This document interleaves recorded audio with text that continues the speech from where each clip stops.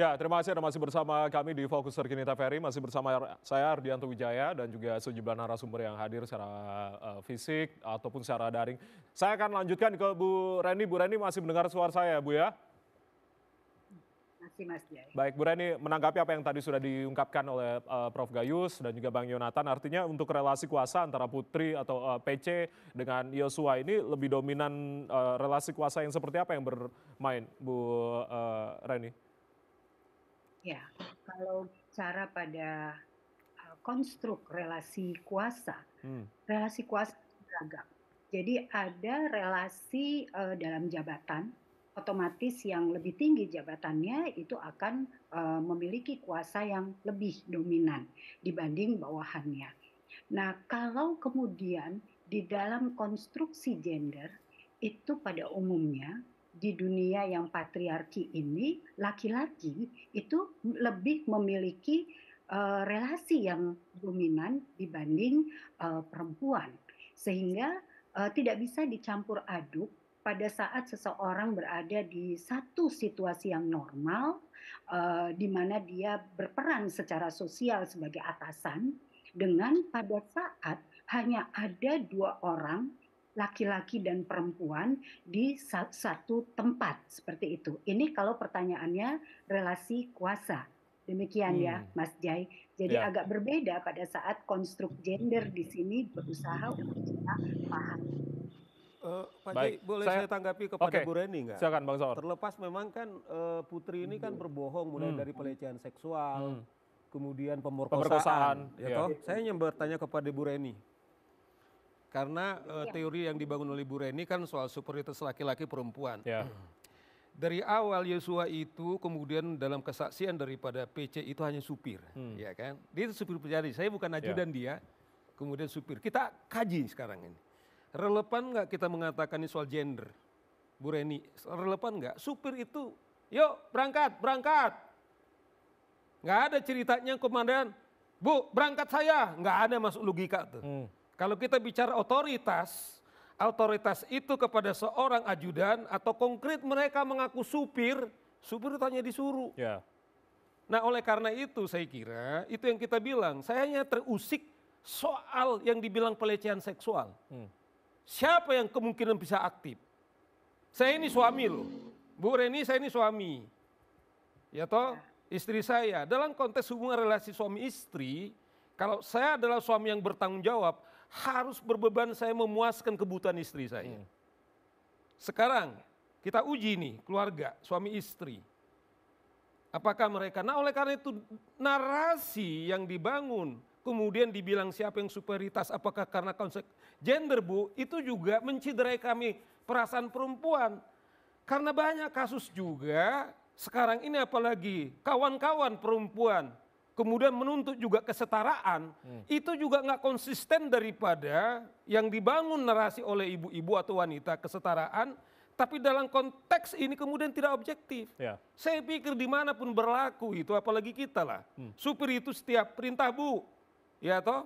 Nah dalam konteks ini cuman kan jaksa penuntut umum ujuk-ujuk, kemudian hanya dengan hasil poligraf, kemudian terjadi pelecehan seksual ini menurut kami adalah membangun dari derita lagi kepada korban ini, kemudian seri ketiga yang saya mengatakan adalah kebohongan-kebohongan. Tetapi jaksa penuntut umum hanya menuntut kemudian 8 tahun. Ya. Sementara dibilang sah meyakinkan 340 itu adalah hukuman mati. Jangankan hukuman mati, kemudian seumur hidup, kemudian 20 tahun, memang sebanyak 20 tahun. Tapi pemaknaannya adalah karena perencanaan pembunuhan. Tidak lepas hukuman mati, kemudian adalah seumur hidup dan adalah 20 tahun bermain di sini saya kira. Karena ini semua ada obstruction of justice di sana. Kemudian ada orang kemudian terancam masa depannya oleh akibat pelakuan daripada Putri dan Ferdy Sambo. Gitu loh Jaya. Saya akan langsung kembalikan ke Bu Reni, tanggapan Anda Bu Reni. Kalau dalam kasus ini yang kami dapatkan ya semua pihak sempat berbohong. Jadi semuanya, bukan hanya satu atau dua orang terdakwa dalam kasus ini.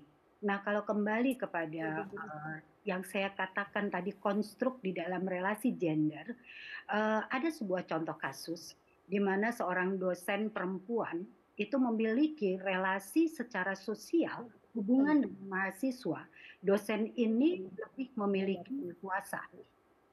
Tapi apa yang terjadi pada saat ada konsultasi dengan mahasiswa, kemudian terjadi peristiwa pelecehan seksual dari mahasiswa laki-laki ke ibu dosen yang notabene secara sosial dia adalah dosennya dan punya kuasa ya terhadap nilai-nilai akademiknya.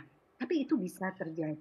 Nah, Oke. kalau kita teliti lanjut anatomi kasus kekerasan seksual, ini di luar Ibu PC, kasus Pak Sambo ini ya, tetapi kalau kita melihat anatomi kekerasan seksual atau tindak pidana kekerasan seksual, ternyata pelaku itu bisa siapa saja. Baik. Dari latar belakang pendidikan apa saja, status sosial apa saja. Demikian juga dengan korban. Bisa terjadi korban dari status sosial apa saja dan jenis apa namanya posisinya ya, pekerjaannya apa saja gitu. Jadi kita tidak bisa kemudian mencampur aduk pemahaman mengenai relasi gender ini dengan kebohongan yang dibangun. Karena dari hasil pemeriksaan kami semuanya itu sempat berbohong. Nah, hasil kami terkait dengan keterangan PC pada waktu itu, kita pun menganalisis dari keterangan pihak-pihak yang lain dan situasi-situasi yang tergambar, lalu kami menguji dari beberapa teori yang ada. Memang di situ kami menyebutkan bahwa apa yang disampaikan keterangan Ibu PC terkait dengan peristiwa di Magelang yang menurutnya adalah kekerasan seksual itu bersesuaian dengan indikator keterangan kredibel. Nah, apakah kemudian itu otomatis benar? Tentu saja tidak bisa otomatis dibenarkan. Bisa ya, bisa tidak. Maka kami membuat satu rekomendasi sebaiknya ini relevan. Menurut kami relevan untuk ditindaklanjuti. Baik, Bu Reni. Tetapi dipisahkan dari kasus pembunuhan yang dilakukan para terdakwa. Kembali PC kami tidak memiliki dalam kapasitas sebagai tersangka pada waktu itu. Baik, kita sudah tangkap maksudnya, Bu Reni. Bang Saur, sebelum saya akan tanyakan ke Yonatan nanti, singkat. Saya kira semua berterima kasih kita ahli apapun yang kemudian dibantu, termasuk para psikolog. Saya kira yang melakukan tindakan ini kan juga tidak lepas jiwa orang kemudian dengan tubuhnya. Tetapi konstruksi hukum yang dibangun oleh jaksa penuntut umum, ternyata apa analisa daripada Ibu Reni itu dalam konteks yang kita katakan klimaks ini, ternyata bohong itu namanya yang dibilang pemerkosaan menurut jaksa penuntut umum. JPU, bukan menurut saya loh. Ternyata bohong. Tetapi malah menurut dia adalah perselingkuhan. Nah, cuman dari mana dia membangun? Nah, oleh karena itu betul memang awalnya Eliezer termasuk tampak meminta supaya ini dipecat, diminta hukuman mati. Tetapi kemudian dia sadar perintah undang-undang namanya justice collaborator. Yaitu pelaku. Betul dibilang Prof. Gayus, tidak minta dia dibebaskan. Pelaku yang bekerja sama untuk mengungkap satu peristiwa pidana. Yang terang benderang menurut jaksa penuntut umum 340 yang ancamannya hukuman mati, ya seumur hidup dan 20 tahun, hanya 8 tahun. Yang membongkar ini, yang dalam tuntutan jaksa penuntut umum, bukti-bukti daripada Eliezer lah, sehingga menurut jaksa penuntut umum 340. Yang lain-lain kan bohong terus sampai dengan sekarang. Itulah menurut kami mengusik yang disebut oleh TPRI anti klimaks. Tetapi saya mengatakan anti klimaks adalah proses, karena saya tahu bahwa semua publik ini kemudian juga telinganya pakai, kita kemudian serahkan kepada hakim. Tapi hakim juga kan sudah kemudian mereka sadap. Tahu bahwa terus bermain misalnya. Tiba-tiba bocor ada dialog daripada hakim, ketua hakim Pak Imam, kemudian soal kasus ini, bagaimana upaya-upaya untuk mempengaruhi itu juga sangat luar biasa Pak Jaya. Oke, baik. Saya akan langsung tanyakan ke Bang Yonatan, ini termasuk menanggapi apa yang tadi sudah disampaikan, termasuk juga ini kan pledoi kan pekan depan, dalam artian minggu depan ini kan akan mengajukan pledoi semua begitu terkait dengan keberatan. Apa strategi yang mungkin akan disiapkan, karena memang mereka kan juga akan menyiapkan manuver-manuver juga nantinya, Bang Yo?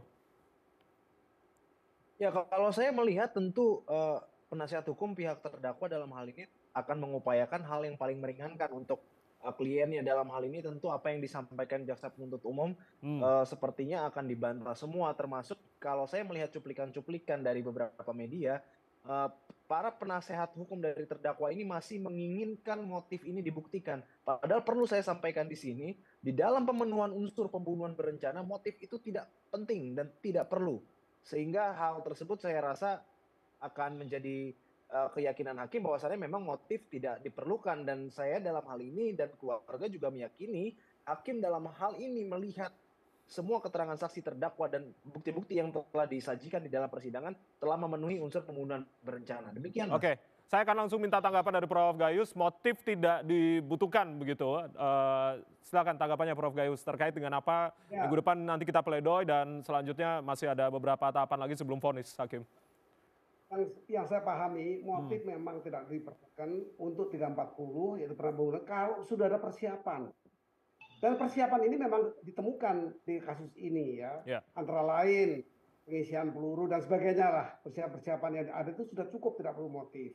Tapi saya ingin mencoba untuk menganalisis 340 mengenai dengan sengaja dan rencana terlebih dahulu merampas nyawa orang lain. Ini topik yang utama untuk 340 menjerat banyak orang berkaitan juga dengan PC, Putri Candrawati nantinya.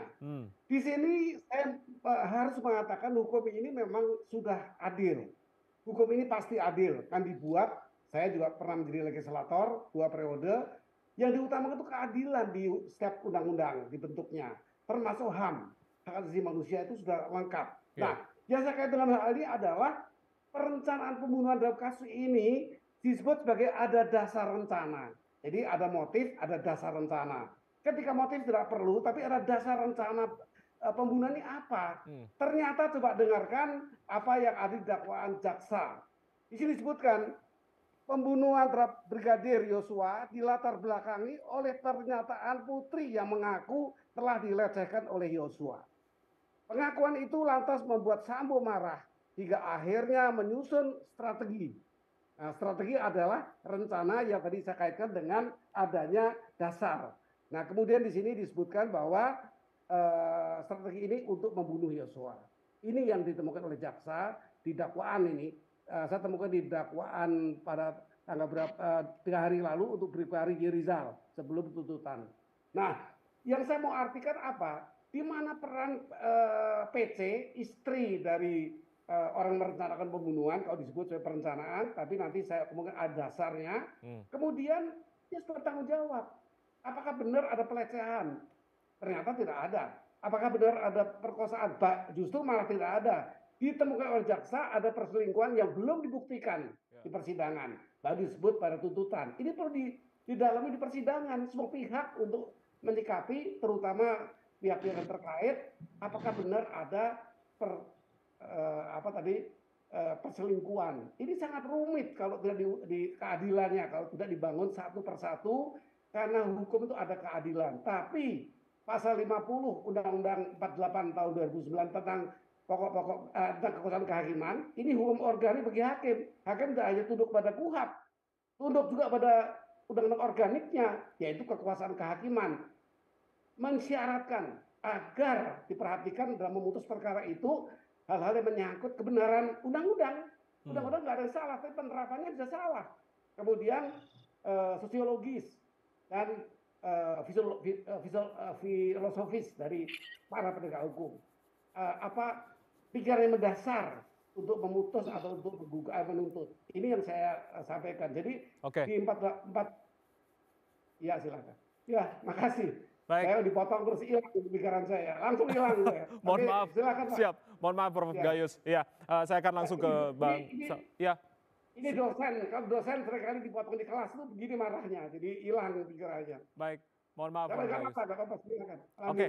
Saya langsung minta tanggapan dari Bang Saur seperti apa? Ya, closing statement. Termasuk kan ini kan juga harapan tentunya vonis akan terus berjalan nanti pada pekan-pekan berikutnya. Harapan apakah memang nantinya dari hakim sesuai dengan yang kita harapkan atau seperti apa sebetulnya? Saya sih selalu tema kita ini sekalipun kita memberi anti klimaks, Pak Jaya, soal kasus ini, tapi sekaligus juga membangunkan optimisme kita. Artinya ini menjadi diskursus publik. Saya mengatakan kadang dalam hal tertentu penegak hukum kesejatian itu adalah publik. Karena apa? Saya bilang kasus daripada Eliezer ini dibongkar oleh publik. Lihat Pak Gayus, kemudian harus dimintain keahliannya Ibu Reni, kemudian terlepas barangkali semua belum tentu kita satu pendapat. Yang saya yakin kita sependapat semua adalah bagaimana kasus ini dibongkar. Nah oleh karena itu saya kira kita masih membangun optimisme kita. Jangan juga misalnya begini, keluarga korban khususnya, misalnya keluarga katakanlah Yosua.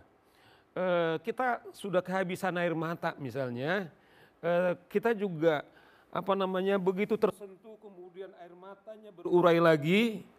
Begitu juga kita lihat keluarga Eliezer, saya kira ketulusan, kejujuran yang telah dibangun, saya pikir nggak perlu lagi ditarik, tetapi proses ini kan jalan.